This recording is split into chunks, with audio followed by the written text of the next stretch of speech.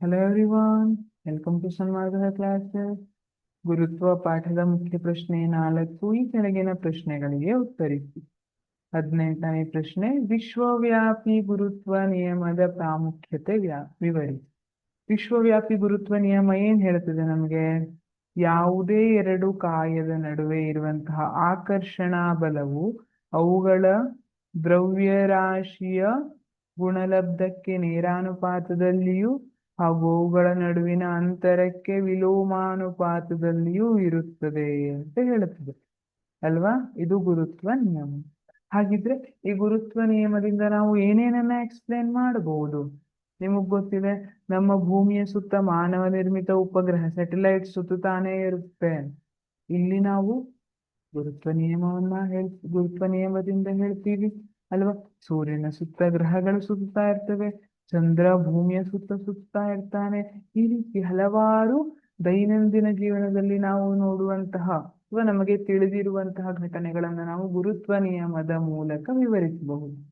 ನಮ್ಮನ್ನು ಭೂಮಿಗೆ ಬಂಧಿಸಿರುವ ಬಲ ಗುರುತ್ವ ಬಲ. ನಾವು ಆರಾಮಾಗಿ ನಿಂತ್ಕೋತೀವಿ, ಕುತ್ಕೋತೀವಿ ಅಲ್ವಾ?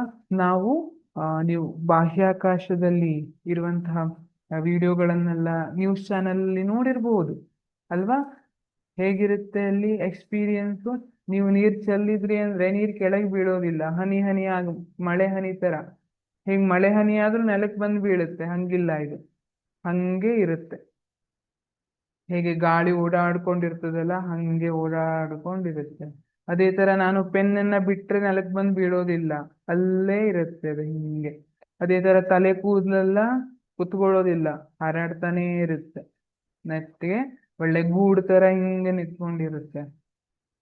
ಹಾಗಿದ್ರೆ ಇದೆಲ್ಲ ಪ್ರಾಬ್ಲಮ್ ಇಲ್ಲ. ಯಾಕೆ? ಗುರುತ್ವ ನಿಯಮ ಭೂಮಿಗೆ ನಮ್ಮನ್ನ ಬಂಧಿಸಿರುವಂತಹ ಬಲ. ಭೂಮಿಯ ಸುತ್ತ ಚಂದ್ರನ ಚಲನೆ. ಚಂದ್ರ ಭೂಮಿಯ ಸುತ್ತಾನೆ ಯಾಕೆ? ಗುರುತ್ವಾಕರ್ಷಣೆಯಿಂದ. ಸೂರ್ಯನ ಸುತ್ತ ಗ್ರಹಗಳ ಚಲನೆ, ಅದನ್ನ ವಿವರಿಸಬಹುದು.